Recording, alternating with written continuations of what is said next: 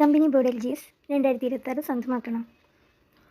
Smart വർക്കും hard വർക്കും കൂടിയേ തീരൂ. ഒരു 90 എബോവ് മാർക്ക് കിട്ടുന്നതൊക്കെ സ്വപ്നം കാണും. അപ്പോഴേ നമുക്ക് അതിനുവേണ്ടി വർക്ക് ചെയ്യാൻ പറ്റുള്ളൂ. വർക്ക് ചെയ്താലേ നമുക്ക് കട്ട് ഓഫ് ക്ലിയർ ചെയ്യാൻ പറ്റൂ. വീട്ടമ്മ ആയിക്കോട്ടെ അല്ലെങ്കിൽ ഒരു വർക്കിംഗ് വുമൺ ആയിക്കോട്ടെ, നമ്മൾ മത്സരിക്കുന്നത് PSCക്ക് വേണ്ടി ഒരു 10 മണിക്കൂറൊക്കെ മാറ്റിവെച്ച് പഠിക്കുന്ന ആൾക്കാരോടൊപ്പമാണ്. അവരോടൊപ്പമാണ് നമ്മൾ ഈ ലിസ്റ്റിൽ കയറാൻ നോക്കുന്നത്. നമുക്ക് കിട്ടുന്ന സമയം അത്രയും ഒരു നിമിഷം പോലും മാറ്റിവെക്കാനില്ല. ഓരോ നിമിഷവും വിലപ്പെട്ടതാണ്. ആ ഓരോ നിമിഷവും യൂസ്ഫുള്ളായി സ്മാർട്ടായി മാക്സിമം യൂസ് ചെയ്യുക. ഓരോരുത്തർക്കും ഡിഫറെൻ്റ് ആയിരിക്കും. 3, 4, 5 മണിക്കൂറുകൾ കിട്ടുകയുള്ളൂ. അതിനനുസരിച്ച് ഉപയോഗിക്കുക. കുറഞ്ഞത് 3 മണിക്കൂറെങ്കിലും നമ്മൾ ഇതിനു വേണ്ടി സ്മാർട്ടായി ഉപയോഗിക്കണം. ഒരു ദിവസം 3 മണിക്കൂറേ ഉപയോഗിക്കുന്നുള്ളൂ. അപ്പോൾ എന്ത് വേണം? മാക്സിമം ആ സമയം യൂട്ടിലൈസ് ചെയ്യണം. വിജയം യാദൃച്ഛികമല്ല, അത് കഠിന അധ്വാനമാണ്. സ്ഥിരോത്സാഹം, പഠനം, ത്യാഗം ഒക്കെയാണ്. വീട്ടമ്മമാരാണെങ്കിലോ വർക്കിംഗ് വുമൻസ് ആണെങ്കിലോ ഉറക്കത്തെ ഒരുപാട് ത്യാഗം ചെയ്യേണ്ടി വരും. മൾട്ടി ടാസ്കിങ് ചെയ്യേണ്ടി വരും. പഠനത്തോട് ആദ്യം ഇഷ്ടമാണ് തോന്നേണ്ടത്.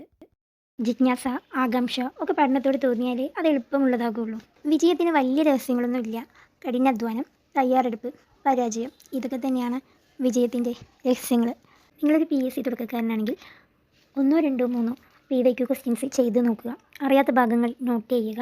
ആ ടോപ്പിക്ക് പഠിക്കുക. ആദ്യം നല്ല ബുദ്ധിമുട്ടുള്ളതാകാം, മനസ്സിലാവില്ല, സാരമില്ല, വീണ്ടും വായിക്കുക, പിന്നെയും വായിക്കുക. ആദ്യം വായിക്കുമ്പോൾ പുതിയതല്ലേ, ചിലപ്പോൾ ഒന്നും ഓർമ്മ തന്നെ ഉണ്ടാവില്ല, അറിയുന്നുണ്ടാവില്ല. വീണ്ടും റിപ്പീറ്റ് ചെയ്ത് വായിക്കുക. ആ ടോപ്പിക്ക് എന്താണെന്ന് അറിയാനുള്ളൊരു ആകാംക്ഷ, ക്യൂരിയോസിറ്റി ഒക്കെ ഉണ്ടാക്കുക. നമുക്ക് വർഷങ്ങൾ പോലും ബൈ ഹാർട്ട് ചെയ്യാൻ പറ്റും. നമുക്ക് എത്ര ഇഷ്ടമില്ലാത്ത ടോപ്പിക്കാണെങ്കിൽ പോലും അത് സിമ്പിളായി തോന്നും. എനിക്ക് INC നവോത്ഥാനം ഒന്നും ഇഷ്ടമേ അല്ല. വർഷങ്ങൾ ഓർമ്മ കിട്ടില്ല. പക്ഷേ അതെന്താണെന്നറിയാനുള്ള ക്യൂരിയോസിറ്റി, കൂടുതൽ അതിലേക്കുള്ള ശ്രദ്ധ. ഇപ്പോൾ ഏറ്റവും കൂടുതൽ അറിയാവുന്നത് ആ ടോപ്പിക്കുകളാണ്. SCERT വായിക്കാം. SCERT വായിക്കണമെങ്കിൽ നിറയെ ഉണ്ടല്ലേ. 5 തൊട്ട് 10 വരെയുള്ള ഓരോ ബുക്കും ഓരോ ടോപ്പിക്കുകളും ഓരോ സബ്ജക്റ്റുകളും നോക്കണ്ടേ. അപ്പോൾ ആദ്യം കഥ പോലെ വായിച്ച് നോക്കാം. പിന്നീട് വീണ്ടും വായിക്കുക. വീണ്ടും റിപ്പീറ്റ്, വെറുതെ വായിച്ചു പോവുക. ലാസ്റ്റ് ഒരു കുട്ടിയെ പഠിപ്പിക്കുന്നത് പോലെ കുഞ്ഞു ടോപ്പിക്കാക്കി പഠിപ്പിക്കാൻ ശ്രമിക്കുക. പഠിച്ചു പോകുമ്പോൾ ഡൗട്ടോ കൺഫ്യൂഷനോ വരുന്നത് അപ്പോൾ തന്നെ ക്ലിയർ ചെയ്യാൻ ശ്രമിക്കുക. കൺഫ്യൂസിങ് ഫാക്ട്സ് ഒരുപാടുണ്ടാവാം, അതെല്ലാം അപ്പോൾ തന്നെ ക്ലിയർ ചെയ്യുക. പിന്നീട് ഒരു റാങ്ക് ഫയലോ YouTube വീഡിയോസോ കണ്ട് സിലബസ് കംപ്ലീറ്റ് ചെയ്യാൻ ശ്രമിക്കുക. എല്ലാതും കംപ്ലീറ്റ് ചെയ്യേണ്ട, പക്ഷേ ചെയ്യുന്നതെല്ലാം ക്ലിയറായി ചെയ്തിരിക്കണം. ഏത് ടോപ്പിക്കാണോ എടുക്കുന്നത് ആ ടോപ്പിക് തരമായിട്ട് കംപ്ലീറ്റ് ചെയ്യാൻ ശ്രമിക്കുക. അതിനുശേഷം മോക്ക് ടെസ്റ്റുകൾ ചെയ്യാൻ ശ്രമിക്കുക. ആദ്യം മോക്ക് ടെസ്റ്റൊക്കെ ചെയ്യുമ്പോൾ ഒന്നും കിട്ടുന്നില്ലല്ലോ. പക്ഷേ ഇപ്പോൾ ഒരു 2 മാസത്തിന് ശേഷം നമ്മൾ ചെയ്യുക. ഉച്ചയ്ക്ക് ശേഷം അല്ലെങ്കിൽ ഉറക്കം വരുന്ന സമയത്ത്, ഏറ്റവും കൂടുതൽ ഉറക്കം വരുന്ന സമയത്ത് മാത്സ് ചെയ്യാം. അതോടൊപ്പം തന്നെ മോക്ക് ടെസ്റ്റുകളും ചെയ്ത് നോക്കാം. ആദ്യം എഴുതുമ്പോൾ മോക്ക് ടെസ്റ്റുകൾക്ക് മാർക്ക് ഉണ്ടാവില്ല. പക്ഷേ ഇത്രയും റിവിഷനും പഠിത്തത്തിന് ശേഷം നമ്മൾ തന്നെ സ്കോർ ഉയരുന്നത് കാണാം. Consistency is the key to success. സ്ഥിരത, അത് നമ്മളെ വിജയത്തിലേക്ക് നയിക്കും. ചിലർക്ക് ജോലി 6 മാസം അല്ലെങ്കിൽ 1 വർഷം, അതും അല്ലെങ്കിൽ വർഷങ്ങളെടുത്തിട്ട് നേടാം. പക്ഷേ കൺസിസ്റ്റൻസി ജോലി നേടുക തന്നെ ചെയ്യും.